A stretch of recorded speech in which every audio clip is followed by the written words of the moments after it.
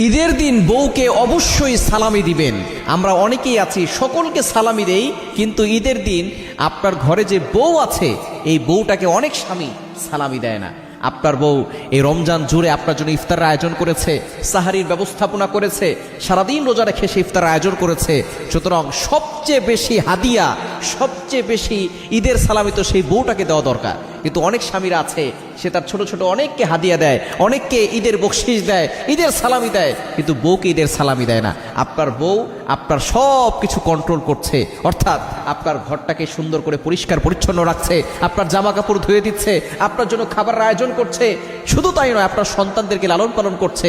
আপনার জন্য এই সারাটা রমজান জুড়ে রোজা রেখে, তিনিও রোজা রেখে আপনার জন্য খাবারের আয়োজন করেছে, সারিতে আপনার জন্য ব্যবস্থাপনা করেছে।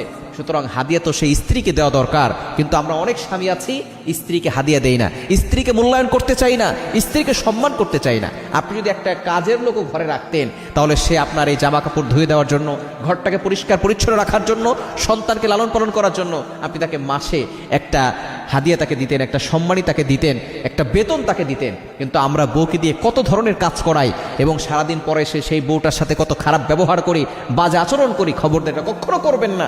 আদর্শ স্বামী তো সে যে বউকে শান্তিতে রাখে। এই বউটার জন্য মাঝে মধ্যে গিফট নিয়ে যাবেন।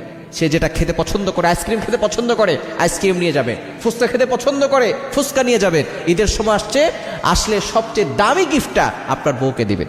সালামির জন্য আপনি